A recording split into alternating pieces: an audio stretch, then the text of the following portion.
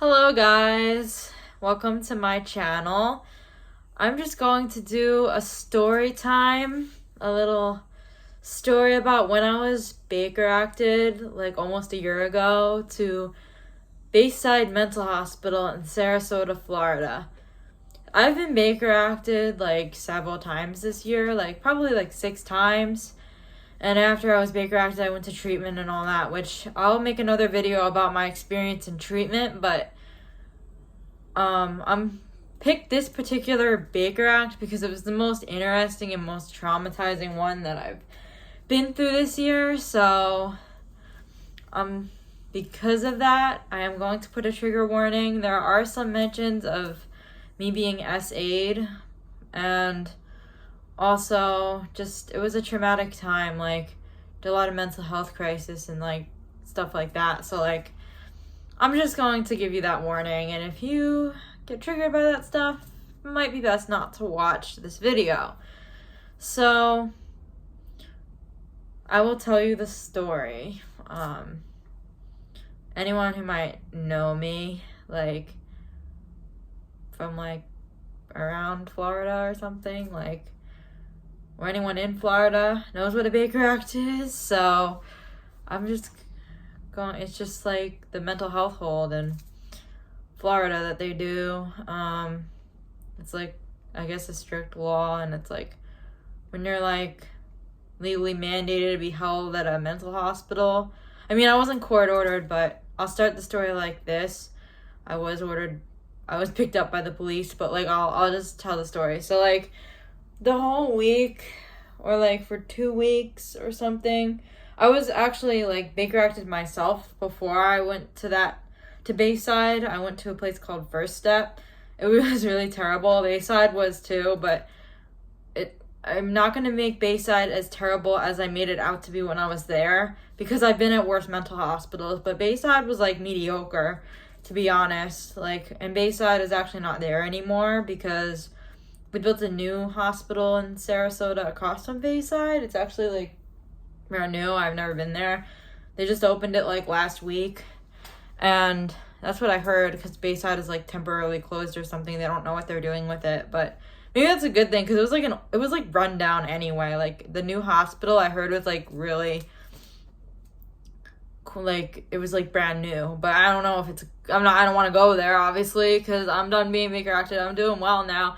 I'm actually about to be finished with my intensive outpatient that I'm doing, and I'm going back to the west coast of Florida next week with my mom. I've actually made a lot of progress, so I'm like really happy about that. So it's like to share this story with like a different perspective is actually awesome. But back to the story, I'm going to tell you how I was actually led to this really bad Baker Act. I mean, well, how it happened was really bad, but Bayside, it was bad, but it wasn't as bad as I like made it out to be. There was some good parts of it, and I'll explain that. So back last December, almost a year ago, because I'm seeing Snapchat memories of like before I met this guy, but I met this dude. I'm not going to say his name, and I mean, if he sees me on this channel, like, I just don't care at this point, like, but I'm not going to say his name because that's actually not right, even though he did a lot of things that were very bad to me. He SA'd me, so like, and I smoked laced marijuana with him, and I was also like off my meds. Like I wasn't like wanting to take my meds starting last July, like in 2022, and then when I met this guy, I was kind of on and off my meds, and then like when I so after my birthday, I was already like going downhill around my birthday. Like my mood is like up and down and stuff like that. And like my birthday is like February 17th, so like 4 days after my birthday, on February like 23rd, I went and smoked weed with my ex, and well, my boyfriend at the time, but he's my ex now, thankfully. And his like minor friends. I don't mean to like expose him too much on here, but he was doing like illegal stuff a lot with these kids, and one of which of the things they do is smoke weed. And I witnessed some pretty horrific stuff that night of just words that he said to those kids, and I don't want to like say it on YouTube, but it was really inappropriate, and I didn't like care. Well, I did care. I just loved him so much that I didn't really like think it was a big deal, you know? Like, I really care that like what he did was like terrible to those kids. But I will say they were like minors. They're like 15, 16, and he's slept over with them several times while I was like with him. But I didn't go sleep over there. I just knew about it. And I just didn't think anything of it. But like, you know, when I went through treatment, I was like, oh my God, that's so like messed up that he did that. But we did smoke some weed with them. And I did not know that they did other drugs. He did other drugs with these people, like when I wasn't around. And after I smoked that marijuana, I like got really, just like, I felt like I was on some other drug that I've never like been on. Like, I didn't feel like I was on marijuana. Like, for some reason, like, I had the munchies, but I didn't really like, I don't smoke weed anymore, but maybe because of that experience and like other traumatic things that happened to me on weed, and it's just bad for like, I'm diagnosed with bipolar disorder. My mom and everyone said it's like, at my treatment team, they're like, it's just not good to smoke weed if you have bipolar. But I was smoking weed back then, and I had a lace batch. I know I did, because I just felt like I was like tripping out or something on something. And like, I felt like I was like floating in the shower when I got home. And then after that wore off, I felt like I was like, I just couldn't sleep. Like, no matter what I did. I had these other edibles. Like, I had my medical card back then, and I like had these like edibles. Like, my weed was like not like his weed, those friend's house. Like, those people's weed was like definitely laced. And I was trying to like get myself to calm down from that. Like, I felt like I was on like really hard drugs, like stimulants. After that, I don't know what was in that weed, but I just felt, anyways, like I just couldn't sleep. So I couldn't sleep for like 2 nights. And so like the second night I couldn't sleep, I decided to like quit my job and go off to Colorado with my ex. We were trying to like go on like vacations and like a vacation and stuff, like somewhere and all that, and like we wound up like booking a trip to Colorado that same day, and we went to the airport, and my mom like caught us and picked us up. And before that, I had like a major panic attack, fell on the floor, like screaming, crying, whatnot. But anyways, like, so that happened, and then I started to get like severely essayed by my ex after the Colorado trip. So like my mom and I had a fight one night, and my ex had Baker acted himself after the first time I Baker acted myself, which was like a week after like the first major essay that my ex did to me. Which was, I was also on marijuana when that happened, but like, so I got essayed again by him when he got out of the hospital, and I was in the hotel. My mom had like just thrown me out just for that night. And I didn't report what he did, even though the cops showed up like at his house, because like he wanted me to go to the hospital, but then his freaking mom like shows up. Like, I love his mom to death. Like, I don't talk to her anymore, but like, shout outs to his mom if she sees this video, because she was actually really nice. Like, she let me come over and, like, just calm down after she picked us up from the hospital, because I, like, basically AMA'd from there before I checked in, so, you know. But then my mom really wanted me to go, so, like, the cops, like, freaking showed up at his mom's door, and, like, kudos to his mom, like, for putting up with that stuff, because my ex ran away when the cops came. He just didn't want to deal with cops. He just hates cops, because, you know, he's bad and bougie, I guess, but it's not good, you know? So after that happened, my mom let me come back home, and said, you know, if you want, I'm gonna like court order you to evict you if you don't go to the hospital tomorrow, like this hospital called Park Royal, which I actually went to like after I went to Bayside, but I was, like, not so sure if I wanted to go. My ex went to Park Royal, so, like, I heard it was, like, better than, like, First Step, so I was like, all right, I'll give Park Royal a try. And he had just gotten out of there the day before when that whole thing happened, but, so yeah, and then I had a psychiatrist appointment. I was just like really nervous to go to Park Royal. I hate hospitals and stuff, but I kind of got over that fear. Like after treatment and everything, it was mainly because of blood work and stuff like that. Like I used to hate blood work, but then after I got out of treatment, I got my septum pierced. So now Mom knows if she sees this video, because my mom doesn't know I have a septum piercing, and neither does my grandma. So if they like found this video like on Google, like I have one now, so I'm literally moving into my mom's like next week. So. Yeah, and actually Bayside was the last time I lived there was actually that day when this happened. So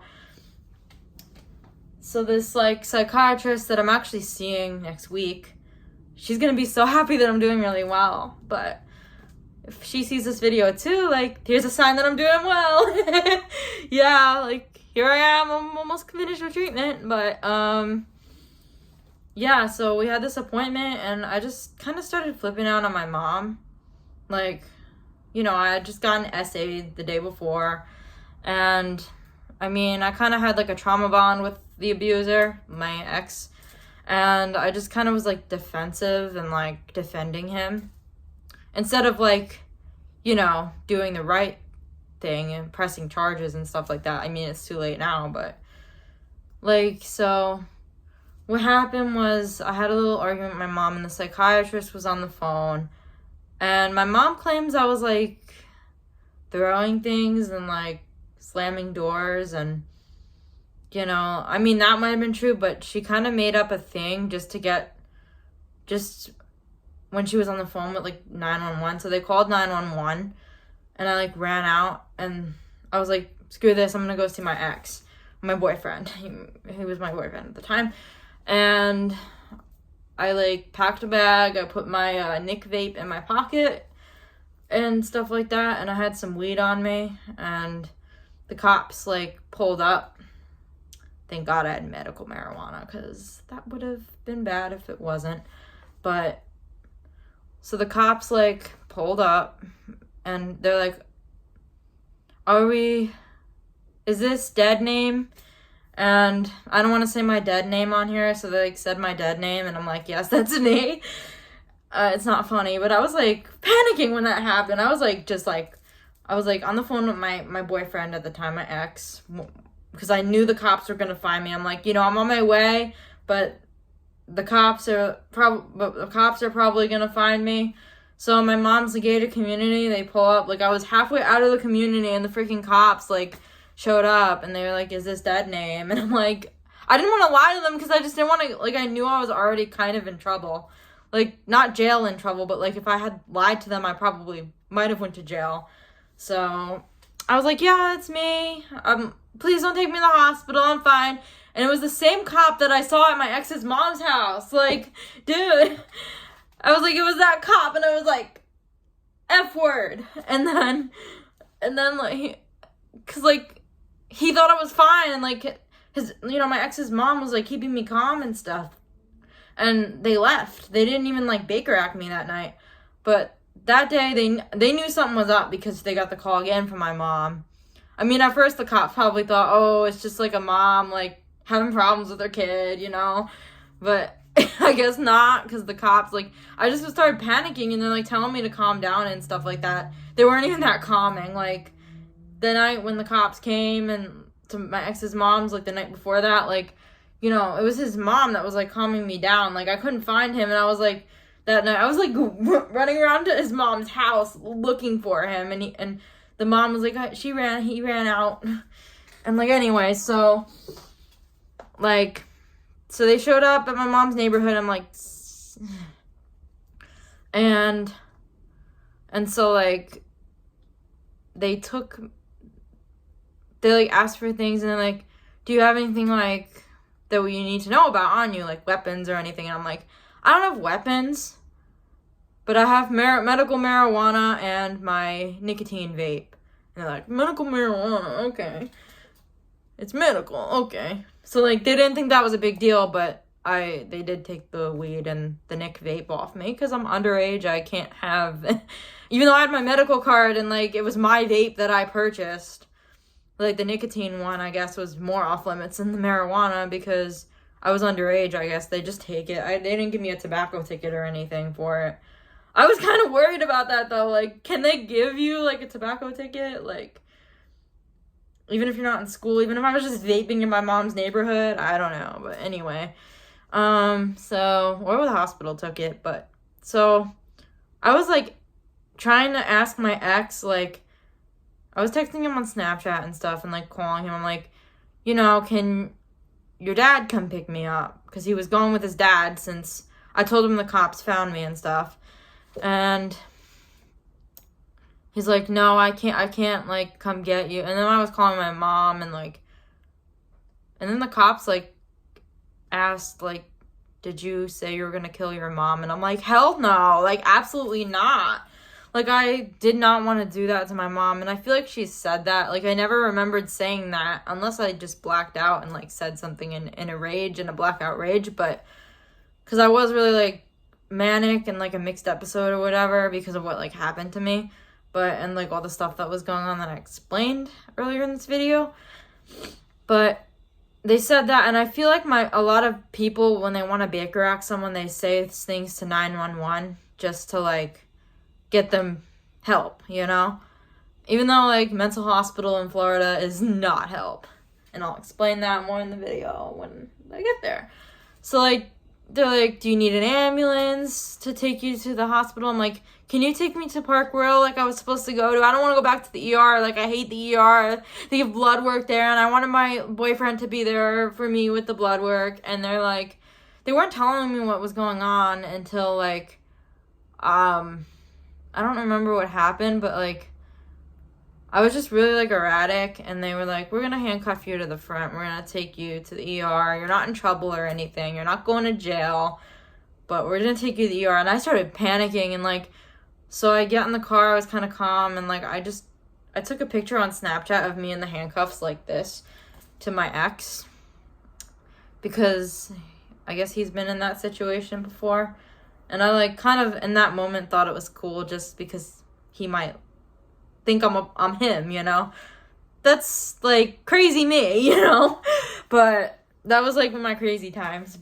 And then the cops were like, we're not FaceTiming right now. We're not going to FaceTime. And then they just snatched the phone from me.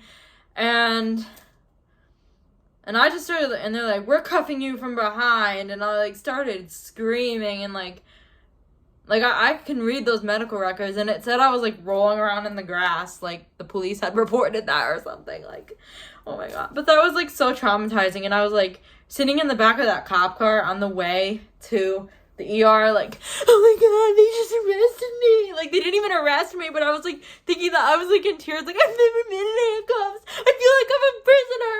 I was, like, literally saying that, like... Yeah, I can laugh at it now because I've never been in that situation again, but literally thought I was a prisoner. So then I get to the hospital, and, like, my mom's, like, in a totally different mood. She, like, met me at the hospital, and I put her and my boyfriend at the time, again, as my emergency contacts, like, madly in love with that guy, you know? Like, I was just codependent, but I admit it, but, like... So I put them as emergency contacts when she was in there, and, like, they gave me Ativan to, like, calm down, because I was, like, really, like, heightened, and they didn't give me blood work either, so, like, that emergency room stay wasn't as bad as the first time. So I was, like, basically, like, passed out from the Ativan, and then, like, my mom's, like, and then the sitter that was there, like, they have sitters when you're, like, Baker acted, in the ER, like, they like, watch you and stuff, and the sitter was, like, so, like, in the bathroom, like, I was trying to pee in a cup, and the nurse was like, are you hearing voices? And I was, like, flipped out on her. This was before they gave me the Ativan, and I'm like, no, I'm not hearing voices. Like, can I pray to my freaking God that I believe in my higher power? Like, you know, in treatment, they, like, emphasize that stuff, but, like, literally in the, like, regular hospital, they think it's, like, hallucination. I was not hallucinating. I was literally praying to, like, my God. But, so that happened, and then they, like, gave me the Ativan right then and there. And And then my mom showed up, and then this lady, before they gave me the Ativan, she was like, just pray, it's okay, you can pray. Like, she was really nice. Like, kudos to this lady. I don't think she'd even recognize me right now. Like, my hair was like blonde back then. I have this like red hair now.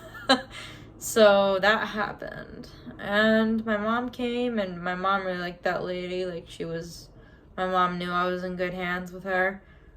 But sadly, at like midnight, I couldn't see that lady anymore because they woke me up out of my La La Land sleep and told me I was going to Bayside because I begged them not to go to First Step because I hated it there. You literally sat and did nothing at First Step, and you just paced around and went crazy.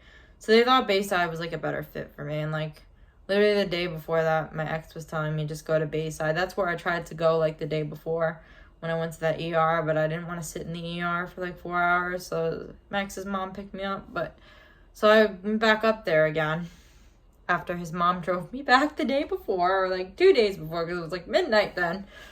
And I was like, yeah.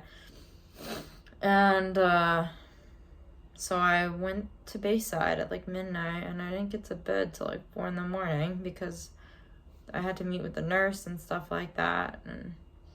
But I didn't really like sleep. I think I remember like going to sleep at like, I don't know, like 4 a.m. or like maybe 2, because I think I got there at like midnight, and they did like the intake with the nursing assessment or whatever for like an hour.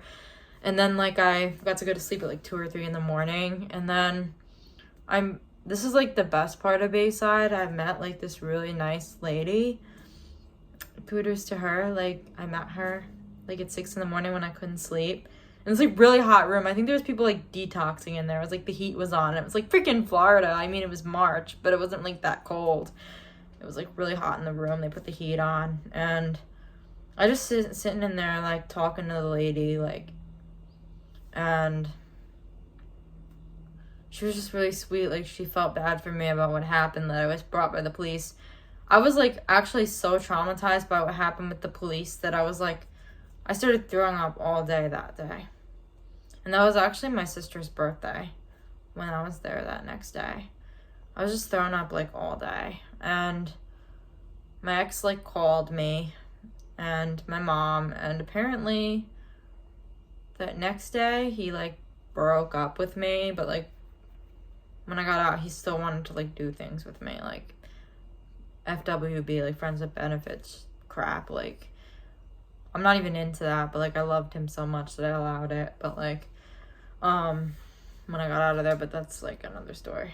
But like he wanted to break up with me and like stuff, and my mom told me about it. And that day I was like throwing up all day, and there was like a really rude nurse.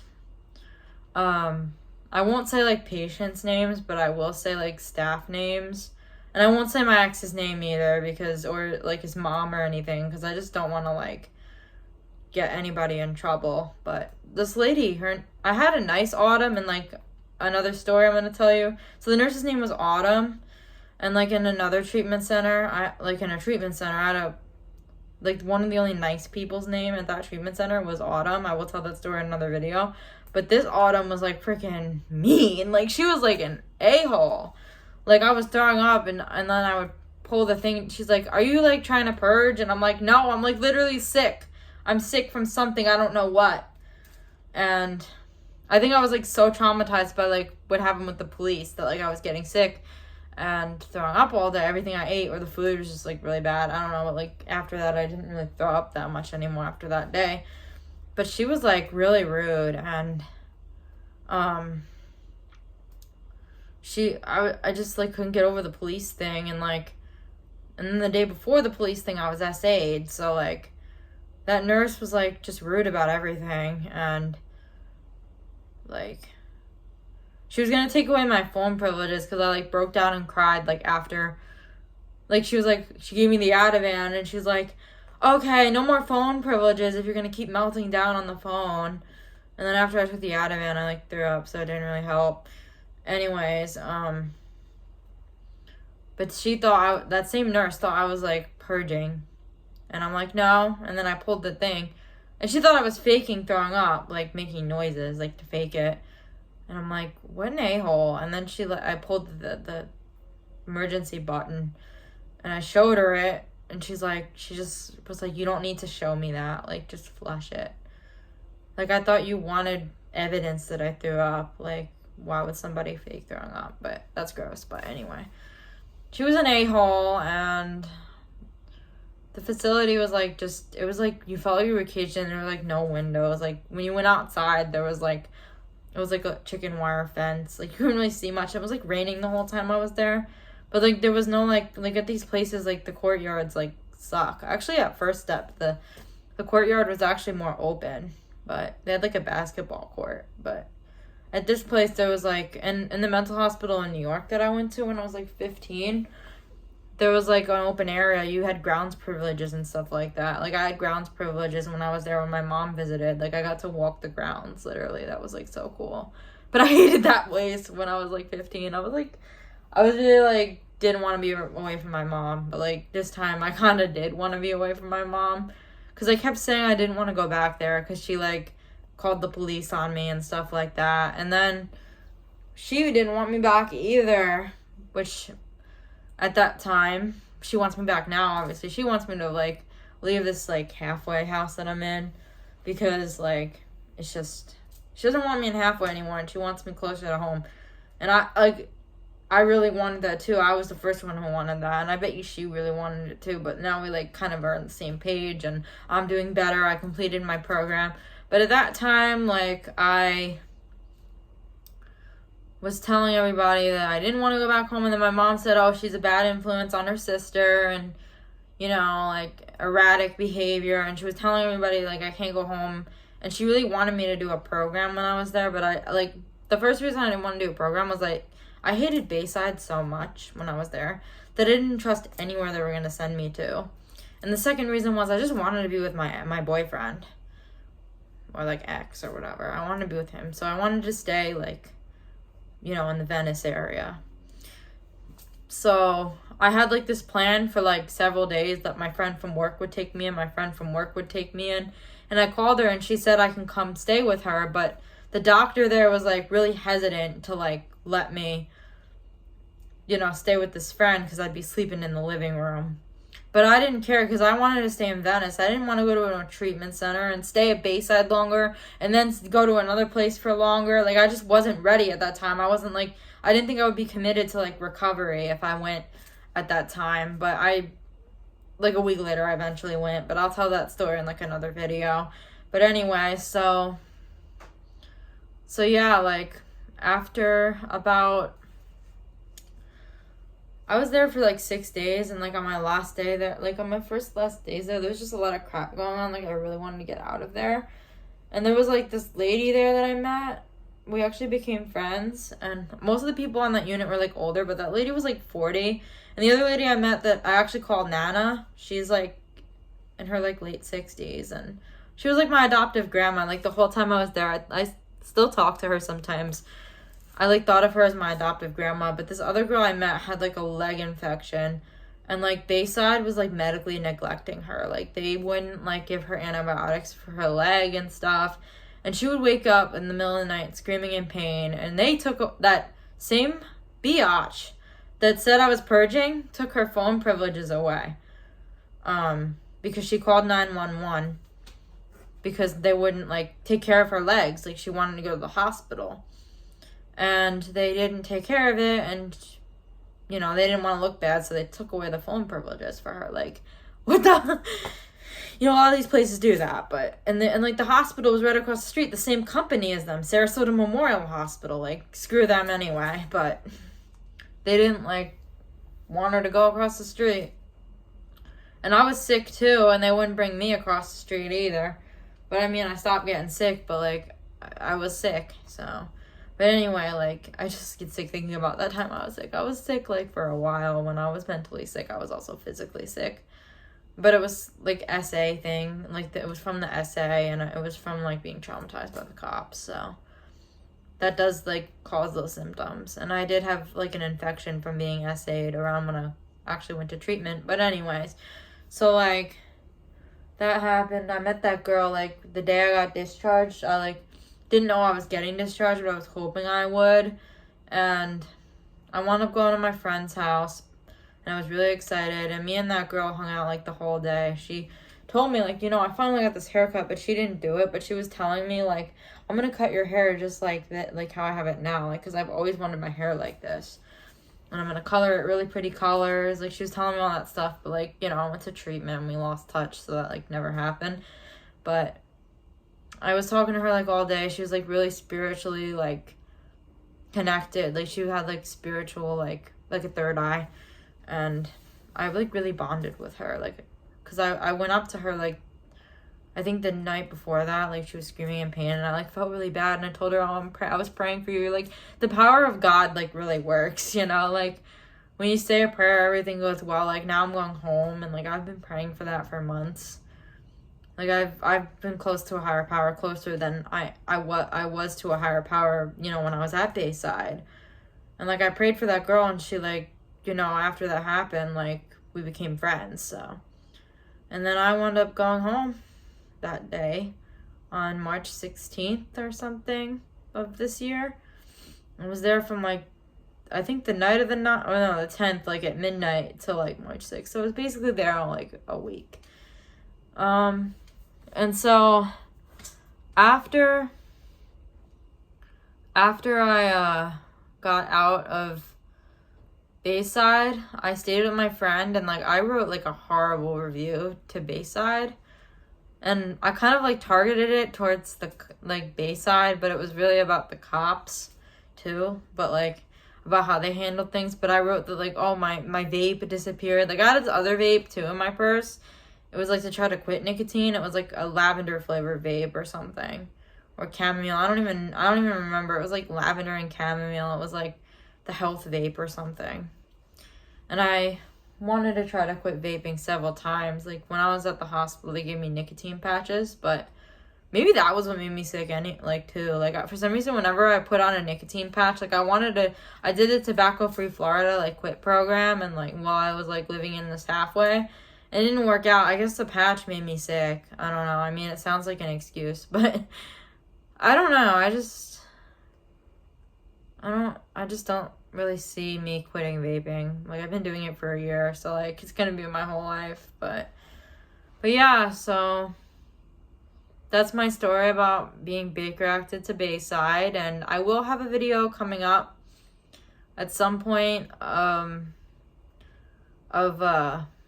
my whole treatment experience and stuff, like, of being in treatment centers. That might be more interesting, and I might tell other stories about, like, other Baker acts, which during treatment I was Baker acted. So I'll tell that story. And this is my story about when I went to Bayside and got Baker acted and handcuffed by the cops. Wasn't arrested, though. Thank you guys for watching. Give me a like, and please just know that you're not alone in this struggle. And when things seem really bad, like, it always gets better. And, like, just trust your higher power, like, it's not going to be terrible forever. So, I went through some pretty traumatic stuff, so. And I'm not with that guy anymore. And I'm going home, and I'm going home, and that guy is not, like, hopefully not there. But I just hope he, like, stays away from me when I go back, so. Yeah. But I'm not nervous to really share about much, like, about it, because I, like, have the courage to share. But, like, I want people to know that, like, you're not alone in this, like, journey. So, if you're stuck at a mental hospital in a Baker Act, like, if you're in Florida, the treatment centers, like, most of them here are, like, really good, but just stay away from the mental hospitals unless it's absolutely necessary. They don't provide, like, treatment or anything, in my experience. I mean, other people might beg to differ. I've known people like that, but the mental hospitals that I've been to didn't do crap, so. And First Step was a little worse than Bayside in that sense, but Bayside was, like, just a scary place. Like, I forgot to mention this, but, like, there was literally people, like, going psychotic there, like, having psychotic breakdowns, and they would, like, restrain them and, like, give them, like, the booty juice. I've seen that, and I had to, like, lock myself, like, not lock myself in my room, but, like, I shut myself in my room when that was happening. Everyone had to go to their rooms when that happened. That was, like, the other thing that happened. Like, people just didn't want to be there, and, I mean, I never got the booty juice there, but I've never got booty juiced anywhere, so, yeah. They booty juiced a lot at that place. Like, in my experience, like, some hospitals, like, booty juice a lot, and others don't at all, or don't even, like, really give meds, like. So that's my story about Bayside, and thanks for watching. Bye!